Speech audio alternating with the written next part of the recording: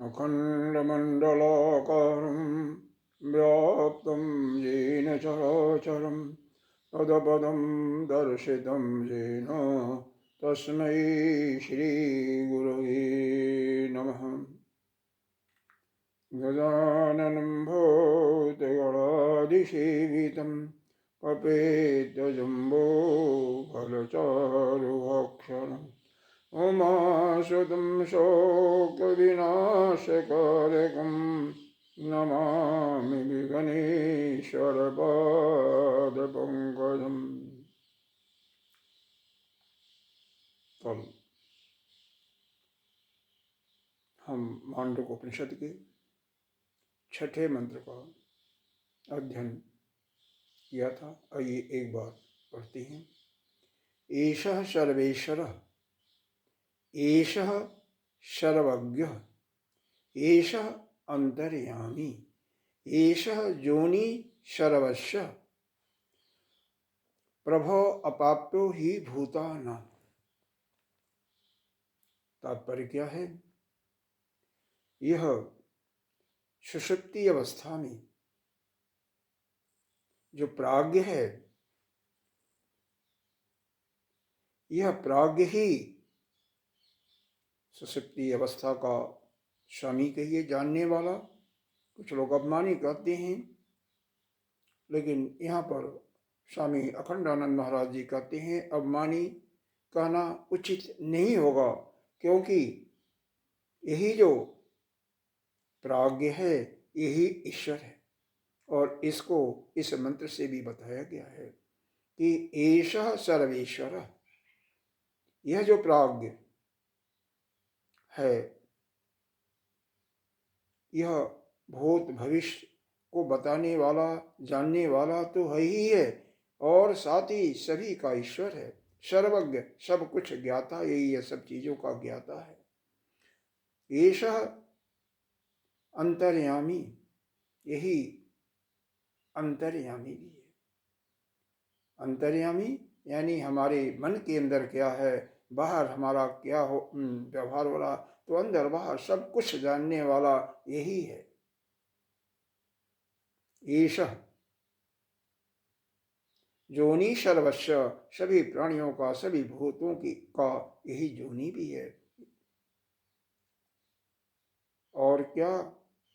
प्रभव, प्रभव आप्यो ही भूतानां, सभी प्राणियों का उत्पत्ति और प्रलय का स्थान भी यही है। यहाँ पर आपको स्पष्ट बता दिया गया कि आप ही जो है ब्रह्म हो, आपके अलावा और दूसरा कोई नहीं है। वास्तव में तो एक ही है ब्रह्म, जो कि सभी जीवों में वही अपने अनेकों रूपों के द्वारा प्रकट हुआ दिखाई देता है तो एक ही। ईशावास्य इदं सर्वं जगत किंचित किंचित जगत्याम जगत। इस संसार में जो कुछ है, जो कुछ आपको दिखाई दे रहा है, सुन रहे हैं, वो सब क्या है? यही ब्रह्म ही है, उसके अलावा कुछ नहीं है। कल आपने ब्रह्म के चार भाग करके और आत्मा के भी चार भाग करके ब्रह्म और आत्मा में एकत्व स्थापित किया। यहाँ भाग करने का मतलब उनको टुकड़े नहीं कर रहे हैं, अरे वो तो एक ही है। केवल समझाने की दृष्टि से हमने जो कुछ स्वामी अखंडानंद जी से प्राप्त किया था उसको आपको बताया। चार भाग नहीं, बल्कि है तो एक ही, लेकिन समझाने के दृष्टिकोण से यह बताया गया कि यह जो जागृत अवस्था का अभिमानी जो वैश्य है, या वैश्वानर, यही जो है समष्टि की वैश्वानर है, विश्व ही वैश्वानर है, और यही जो है वैश्वानर कहें या विराट कहें। और जो सूक्ष्म शरीर का अभिमानी कहिए या स्वप्न का अभिमानी तेजस, यही जो है आपका हिरण्यगर्भ या महत्तत्व वहित हिरण्यगर्भ भी कहिए। और जो प्राज्ञ, जो सुषुप्ति अवस्था का वहाँ से वापस आने के बाद जो आपको ज्ञान होता है, वही जो है प्राज्ञ है। तो विश्व ही प्राज्ञ की संज्ञा दी गई है। अगर कहना चाहें तो विश्व कहें तो भी कोई इतराज नहीं है, क्योंकि तीनों ये जो नाम बताए गए हैं, विश्व, तेजस, प्राज्ञ, एक ही है। यहाँ तक कि वैश्वानर, विराट, हिरण्यगर्भ, ईश्वर सब एक हैं। आप सभी, आप ही की आत्मा सभी के अंतर्गत है, और सभी की आत्मा आपके अंतर्गत है। तो एक ही, विभिन्न नामों से उनको पुकारा गया है। तो और बाद में शुद्ध जो आत्मा है, शुद्ध बुद्ध नित्य जो आत्मा है, वही सभी की आत्मा है, और उसी को ब्रह्म कहा गया। उन दोनों में एकत्व स्थापित किया। एकत्व स्थापित करने का तात्पर्य यह समझने में भूल न करें कि आप ब्रह्म हैं, लेकिन ब्रह्म तब तक नहीं हैं जब तक आपके अंदर अज्ञान का आभास है तो ब्रह्म, लेकिन भ्रम में पड़े हुए हैं ना। राग देश जब तक समाप्त नहीं होता आपके हृदय से, अभी एक समाचार कोई बुरा सुन जाए तो आप घबरा जाएंगे, आपके मन विक्षिप्त हो जाएगा। इसका मतलब आपको ज्ञान अभी प्राप्त नहीं हुआ। इसी को प्राप्त करने के लिए वेदांत, जो प्रस्थान त्रयी है, वेदांत जिसमें यानी उपनिषद, ब्रह्मसूत्र और श्रीमद् भगवत गीता, इनका श्रवण गुरुदेव के माध्यम से करते रहिए। साथ ही साथ उपासना इसमें एक महत्व रोल अदा करता है, क्योंकि जब तक आपके अंदर लेश मात्र भी राग देश है, आपके अंदर भ्रम है कि मैं ब्रह्म नहीं जीव हैं, तब तक उसकी उपासना करती रहिए। इसकी वही जो ब्रह्म है, वही जो परमात्मा है, जिस रूप में अपने आराध्य को माने, उसकी उपासना पूरे प्रेम के साथ अनन्य चिंता है तो अनन्य चिंता करते रहिए। अनन्य चिंतन उसका ब्रह्म, अनन्य चिंतन तो माम जे जना परिभाषते तेषाम नित्य अभियुक्तानाम योगक्षेम वाम्यहम्। यह गीता जी के दूसरे अध्याय का 11वां मंत्र भगवान ने स्वयं अर्जुन से कहा था कि अनन्य चिंतन, तो उस परमात्मा का अनन्य चिंतन करते रहिए। अनन्य चिंतन जे जना परिभाषते तेषाम नित्य भक्तानाम योगक्षेम। अगर ऐसा आप करेंगे तो आपका योग और क्षेम का वह पूरा ख्याल रखेगा। अब यहाँ पर यह आया है कि आप ही शासन करने वाले भी हो, आप ही संसार का पालन करने वाले भी हो। तो जब आपके अंदर अहम और पराये का, मैं और मेरे का, पराये का भेद रहेगा, तब तक कैसे आप ब्रह्म बन सकते हो। इसलिए शास्त्र के श्रवण के साथ उपासना भी उतना ही आवश्यक है जितना श्रवण। साथ ही या आप पहले अपने उपासना के माध्यम से अपने हृदय को बिल्कुल शुद्ध कर चुके हैं। आपके अंदर काम, क्रोध, लोभ, मोह कि कोई भी लेश मात्र भी नहीं है, सब कुछ नष्ट हो चुका है। पंच क्लेश बताए गए हैं, जैसे क्या, अविद्या, अस्मिता, राग, देश और अभिनिवेश।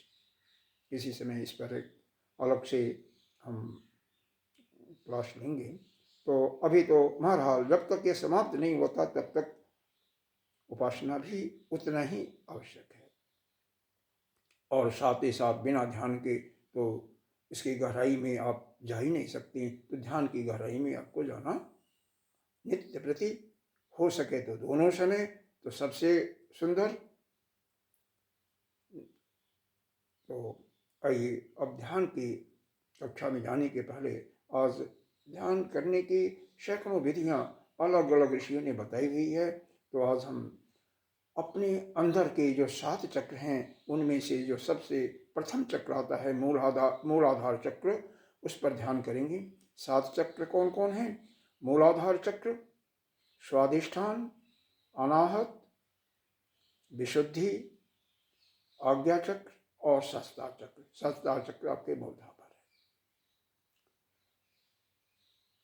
है। इन 7 चक्रों पर ध्यान करना है, लेकिन पहले स्टार्ट कहाँ से करेंगे? हम मूलाधार चक्र से।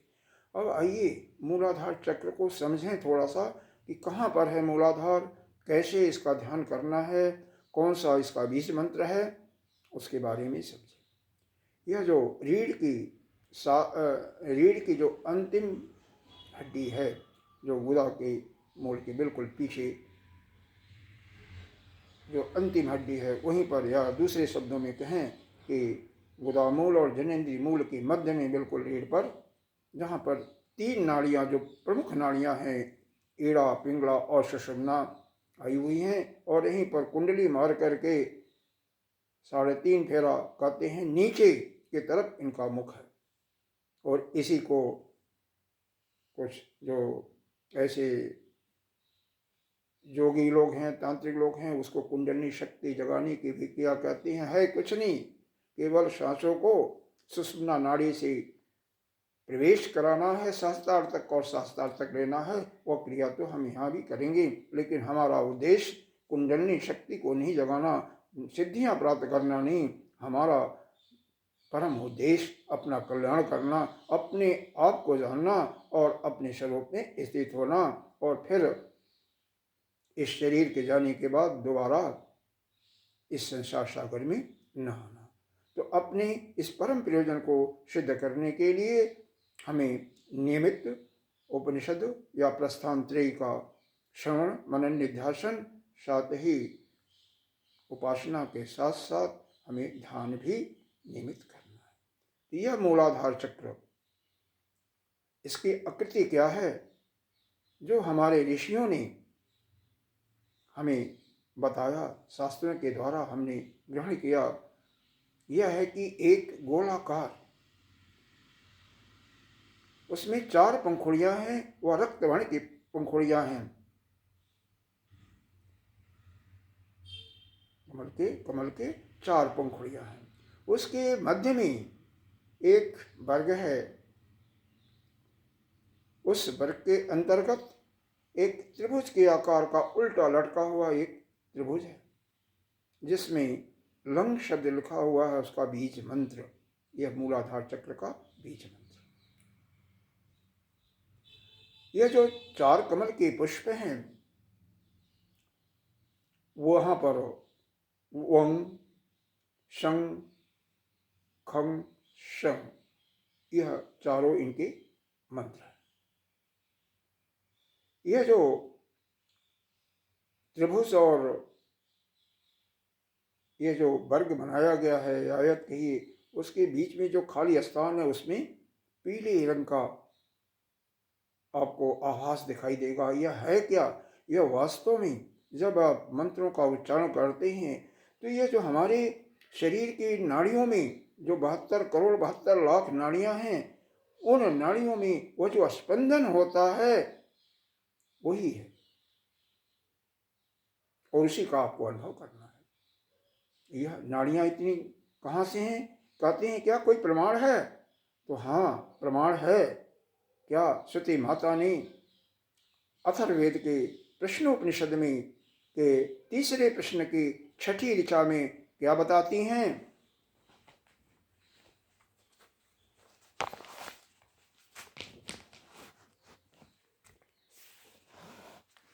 हृदय एष आत्मा अथ एतद् एकशतं नाड़ीनां तासां शतं शतमे एकैकस्यां द्विसप्ततिः प्रतिशाखा नाड़ी सहस्राणि भवन्तासु व्यानश्चरति। कहते हैं जो हृदय गुहा है यहीं पर आत्मा आपका है और यहाँ पर 101 नाड़ियाँ हैं। अथ प्रेत एतद् एकशतं नाड़ीनां तस्यां शतम् एककस्यां, उनमें से फिर अगर पहले 101 लिया तो 100 नाड़ियाँ, पहले 100 लिया तो 101 नाड़ियाँ, फिर एक एक नाड़ियों में 72,000 नाड़ियाँ हैं। अब इनको मल्टीप्लाई करके देखेंगे तो ये 72 करोड़ 72 लाख नाड़ियाँ इतनी सूक्ष्म। अब सोचिए एक छोटे से शरीर में, एक जीव में किस प्रकार से ये नाड़ियाँ स्थित होंगी और इन्हीं नाड़ियों के माध्यम से यह जो प्राण की व्याख्या सुन रहे थे, सूक्ष्म शरीर में जो कि 5 प्राण भी सन्निहित हैं, तो उन 5 प्राण में एक प्राण बयान आता है जो समस्त शरीर में इन नाड़ियों के माध्यम से रक्त को पहुंचाता है। जो पचा हुआ अन्न है आपका, जो सेवन करते हैं उससे जो रस बनता है, रक्त बनता है, उस रक्त को पहुंचाता है। जहाँ जितनी आवश्यकता होती है उतना रक्त पहुंचाता है। अगर कहीं रक्त का उचित मात्रा में सप्लाई नहीं होता है, उचित मात्रा में रक्त नहीं पहुंचता है, तो वहीं पर क्या कहा जाता है, इनको पक्षघात हो गया या हार्ट अटैक हो गया या माइंड हेमरेज हो गया। जहां भी नहीं जाएगा रक्त वहीं पर या तो गिल्टी निकल जाएगी या कुछ होगा। तो यह हमारे प्राण स्वस्थ हों, ठीक तरह से रक्त का भोजन को भी पचाएं, क्योंकि समान प्राण भोजन को पचाता है, और यह बयान प्राण शरीर के प्रत्येक अवयवों में जितने भी अवयव हैं हर एक में रक्त का प्रॉपर संचार कराता रहे। उदान प्राण हमारे जो ऊपर की तरफ कार्य करता रहे, जो कुछ हो वह नासिका द्वारा बाहर निकले, या फिर अपान प्राण नीचे के उत्सर्जन जो हमारे अंग हैं उनके माध्यम से अपना मल मूत्र इत्यादि को निकाल करके शरीर को स्वस्थ रखता है। प्रयोजन यही है, और इसका साधन प्राणायाम और ध्यान ही है, और कोई रास्ता नहीं है। अगर आप ध्यानी हैं, यानी ध्यान करते हैं, विश्वास है और समाधि में भी जाते हैं, तो सबसे पहले आपको अपना भोजन कंट्रोल करना पड़ेगा। शायद कभी यदि हमारे गुरुदेव को भोजन करते समय देखा होगा तो कितना भोजन लेते हैं, शायद एक छोटा सा बालक भी उससे ज़्यादा ही करता होगा। जिसका अपने भोजन पर, अपनी निद्रा पर अंकुश नहीं होगा, वो कभी भी अपने स्वरूप को नहीं जान सकता। कैसे जानेगा? आलस भी आप पड़े रहेंगे, कैसे जानेंगे? भोजन, जितनी भी भूख है, यह मेरे कहने का अभिप्राय नहीं है कि आप भोजन बिल्कुल थोड़ा सा लें। जितनी आपकी भूख है, क्षुधा मांगती है, यह हर एक शरीर के अंदर उनकी बनावट के अनुसार अलग अलग हो सकता है, उसका आधा पोर्शन ही आपको भोजन करना है। सात्विक भोजन ही करना है, जिसमें तामसिक और रजस की मात्रा न हो। रजोगुण में क्या आता है, जितने भी यह बाजरा इत्यादि मोटे अनाजो होते हैं, कहते हैं शरीर के लिए बहुत अच्छे हैं, लेकिन वास्तव में ये रजोगुण हैं, आपको काम में लगा देंगे। काम करेंगे तो यह ध्यान साधना यह आपका नहीं हो पाएगा। ठीक है, इनका एक उचित मिश्रण रखिए, लेकिन अगर ध्यान ही करना है, समाधि लगाना है और अपने को निश्चित कर लिया कि अपना कल्याण करना ही है, वो जब आपकी कृपा होगी तभी यह संभव है। तो आपको सात्विक भोजन ही करना है, जिसमें गेहूँ, चावल, दूध, फल आते हैं। मसाले भी इसके अंतर्गत न हो या कम से कम हो। तली फली चीजें तो बिल्कुल ना हो। तामसी चीज लहसुन, प्याज, चाय, कॉफी इत्यादि तो बिल्कुल नहीं लेना। लेंगे तो तामस के गुण आएंगे ही आएंगे, जिसका ना काम ही है आलस, प्रमाद, शैतान इत्यादि की प्रवृत्ति बढ़ाना, संशय, तो वो होगा। तो कैसे आप साधना की गहराई में जाएंगे, अपने को कैसे साधना में निपुण बनाएंगे। तो अब आइए, मूलाधार चक्र की हम चर्चा कर रहे थे। तो मूलाधार चक्र के बारे में आपको बता दिया गया कि यह 4 इसमें पंखुड़ियाँ होती हैं कमल की, रक्तवर्ण की, जिसमें इसके मंत्र इन पंखुड़ियों पर वंग, शंग, खंग, संग छोटा सा है, यह मंत्र है। बीच में एक वर्ग है, उसके अंतर्गत मतलब चारों तरफ उसी गोले के अंतर्गत और उल्टा लटका हुआ त्रिभुज है, जिसमें लंग शब्द रखा हुआ है, जो कि इसका बीज मंत्र है। इसका देवता ब्रह्मा माना गया है। कुछ लोग गणेश को भी मानते हैं। तो यह ब्रह्म है, एक ही वह ब्रह्म ही है। इसी को हम ब्रह्म ग्रंथि भी कहते हैं। इसी का जब छेदन करके जब हमारा श्वास इस सुषुम्ना नाड़ी के माध्यम से ऊपर जाता है, तो फिर जाकर के हमारी कुंडलनी ऊपर की तरफ जाती है। इससे लाभ क्या होगा, इसके बारे में भी देखें, क्योंकि जब किसी चीज के लाभ, उससे क्या फायदा होगा वह मालूम नहीं होगा, तो शायद उसका अभ्यास आप नहीं करेंगे। पहली बात तो जितने भी ये, चूंकि ये पृथ्वी तत्व है, इसका नाम दिया गया भू। ओम भू भुव स्व महाजन तपसत्व में इसका नाम पहला दिया गया भू, यानी पृथ्वी। पृथ्वी तत्व है, इसका मतलब आपके अंतर्गत मूलाधार चक्र का ध्यान करेंगे लगातार, तो पृथ्वी तत्व के गुण आएंगे। मतलब आपके अंदर स्थिरता, समाशीलता,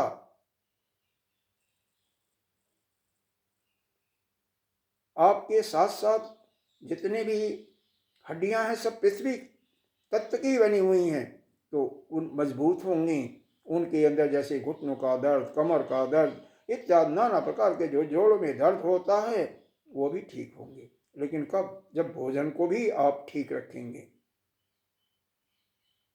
ठीक है, इसका सवारी क्या है, इनका ऐरावत हाथी दिया हुआ है। तो खैर, इनसे आपको विशेष करके क्या करना है, आपको ध्यान, यह जो शब्द दिया हुआ है बीज मंत्र लंग, इसका उच्चारण करते हुए आज आपको ध्यान करेंगे। तो शुरू करेंगे। पहले 2 बार देख लीजिए।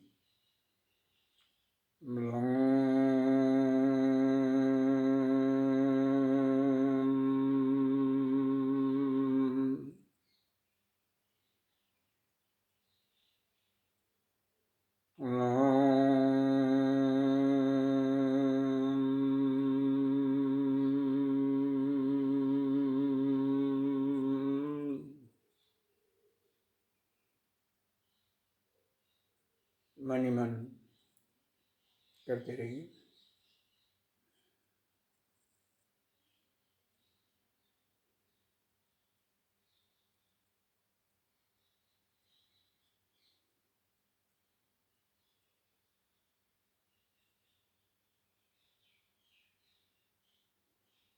ध्यान आपका मूलाधार चक्र पर ही हो। अनुभव करें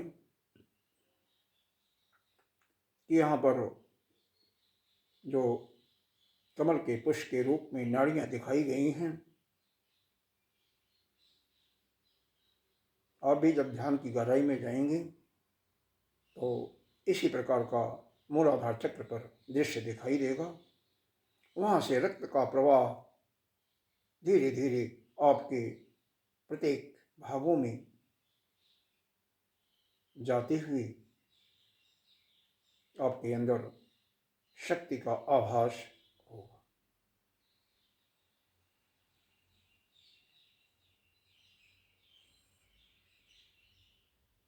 इसी का अनुभव करते जाएं।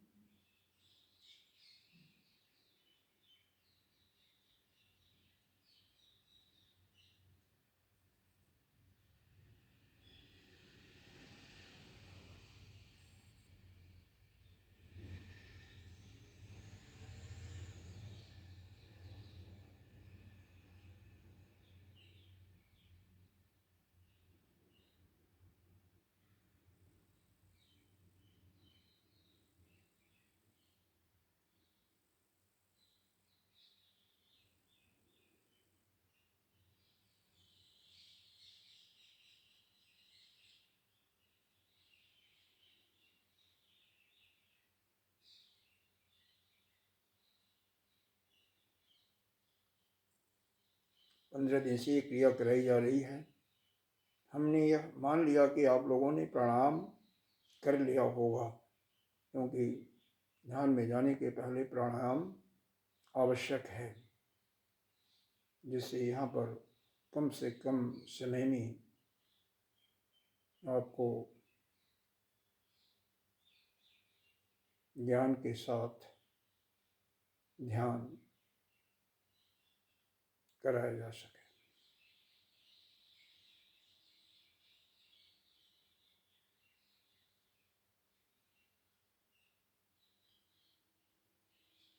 बैठने की क्षमता भी दिन प्रतिदिन आपकी बढ़ती जाएगी, क्योंकि पृथ्वी तत्व आपके अंदर सुचारू रूप से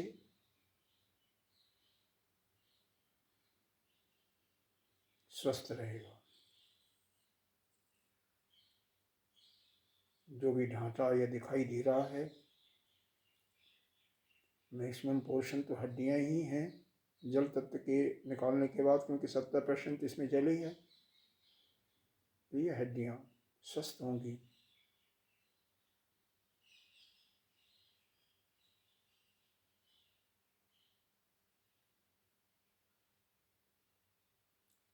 जब श्वास ऊपर की तरफ ले जाते हैं, अनुभव करें कि बीच वाली जो नाड़ी हमारी सुषुम्ना है, वह ऊपर की तरफ उड़ती हुई अगले चक्र यानी स्वादिष्ठान चक्र की तरफ जा रही है, और श्वास उसी के माध्यम से आपका हर एक चक्रों का भेदन करते हुए मूलाधार चक्र तक जा रही है।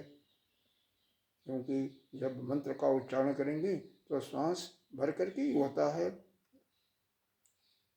छोड़ते हुए अनुभव करेंगे कि सहस्त्रार चक्र से मूलाधार चक्र तक।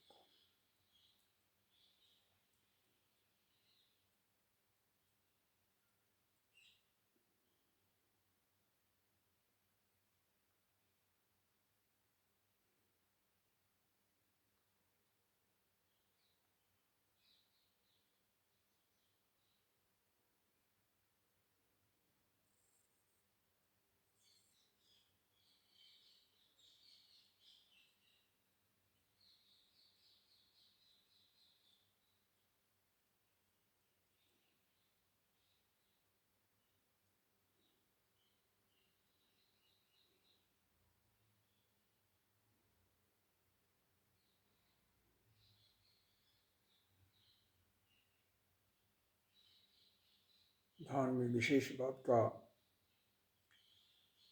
हमेशा मन में रहे कि जब तक हम बैठे हैं, हमारे शरीर में कोई हिलडुल न हो, इसका हमेशा ख्याल रखना है। क्योंकि जब शरीर हिलेगा, शरीर में हलचल होगा, तो मन में भी हलचल होगा। दोनों में एक आत्यांतिक संबंध है। इसलिए शरीर में किसी प्रकार की हिलडुल न हो, जिससे मन आपका बिल्कुल शांत हो, किसी प्रकार का उसमें हलचल न हो।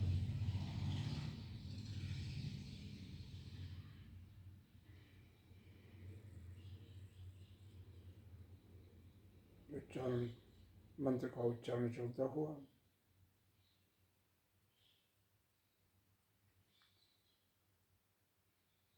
वर्षों से, कई जन्मों से जो हमारे मन पर एक भ्रम पड़ा हुआ है कि मैं ब्रह्म से अलग हूँ, मैं जीव हूँ, मैं सुखी दुखी होने वाला जीव हूँ, यह मेरा है, यह तेरा है, नाना प्रकार की जो उपाधियाँ आपने अपने चित्त पर ओढ़ रखा है, उसको निकाल फेंको और आप शुद्ध ब्रह्म ही हैं। न तो आप दुखी हैं न सुखी हैं, आप हमेशा आनंदमय हैं। इसीलिए कर्ता भोक्ता ज्ञाता का जो भाव आपके अंदर है, उसको समाप्त करें। इन्हीं शब्दों के साथ आज का यहाँ पर विश्राम करता हूँ। प्रणाम। और एक बार प्रणाम के पहले, प्रार्थना शांति पाठ के पहले एक बार ओम ध्वनि श्वास भरिए।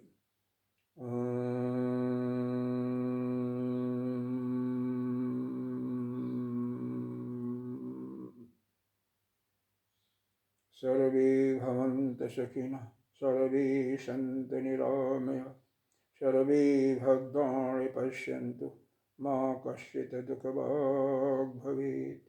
ओम शांति शांति शांति। हरि ओम। श्री गुरुभ्यो नमः। हरि ओम।